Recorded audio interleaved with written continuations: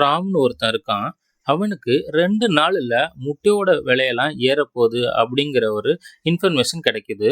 அந்த இன்ஃபர்மேஷன் கிடைச்ச உடனே அவனுக்கு ஒரு ஐடியா தோணுதுங்க. அது என்னன்னு பார்த்தீங்கன்னா, நெறைய முட்டைய வாங்கி வச்சுட்டு 2 நாள் கழிச்சு விக்கலாம் அப்படின்னு. அதனால அவன் ரூ. 3 விலை குடுத்து 2000 முட்டைய மொத்தம் ரூ. 6000க்கு வாங்குறாங்க. 2 நாளைக்கு அப்புறம் ராம் எதிர்பார்த்த மாதிரியே ஒரு முட்டையோட விலை ரூ. 1 ஏறி ரூ. 4 ஆயிட்டு, ராம் பிளான் போட்ட மாதிரியே 2000 முட்டைய ரூ. 4க்கு வித்து ரூ. 8000 எடுக்குறாங்க. அவன் இன்வெஸ்ட் பண்ண அமௌண்ட் வந்து ரூ. 6000, அவன் வித்த அமௌண்ட் வந்து ரூ. 8000.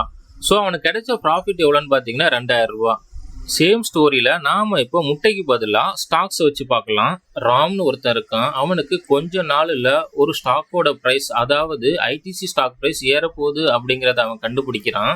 ராம்க்கு ஐடிசி ஸ்டாக்கை வாங்குற ஐடியா வருது. அவன் ஐடிசியோட ஸ்டாக் பிரைஸ் பார்க்குறான். ரூ. 400 இருக்கு. அதுல 100 குவான்டிட்டி வாங்குறான். ரூ. 40,000 வாங்குறான். சில நாட்களுக்கு அப்புறம் ராம் எதிர்பார்த்த மாதிரியே ஐடிசி ஸ்டாக்கோட பிரைஸ் ரூ. 50 ஏறி ரூ. 450 ஆயிட்டு, ராம் அவன் வச்சிருந்த ஐடிசி ஸ்டாக்கை 100 குவான்டிட்டியை ரூ. 450 விற்கிறான். அவனுக்கு 45,000 கிடைக்குது.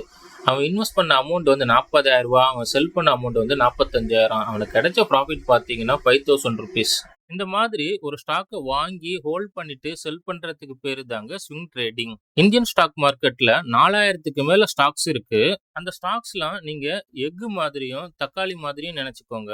இந்த ஸ்டாக்ஸ் எல்லாம் நீங்க கம்மி விலையில வாங்கிட்டு கொஞ்ச நாள் வச்சிருந்து அதிக விலையில வித்து ஸ்விங் ட்ரேடிங்ல ப்ராஃபிட் எடுக்கலாம். ப்ராஃபிட் மட்டும்தான் வருமா அப்படின்னு கேட்டீங்கன்னா இல்லைங்க. நம்ம நினைச்ச மாதிரி ஸ்டாக் பிரைஸ் ஏறாட்டி நஷ்டம் வரவும் வாய்ப்பு இருக்கு.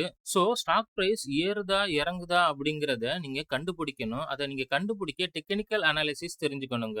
நம்ம ஸ்டாக்ஸ் இன் தமிழ் சேனல்ல டெக்னிக்கல் அனாலிசிஸ் பத்தி நிறைய வீடியோ போட்டிருக்கோம், இன்னமும் போடுவோம். ஸோ நம்ம சேனலை சப்ஸ்கிரைப் பண்ணிக்கோங்க. இந்த வீடியோ உங்களுக்கு ஹெல்ப்ஃபுல்லா இருந்துச்சுன்னா லைக் பண்ணுங்க.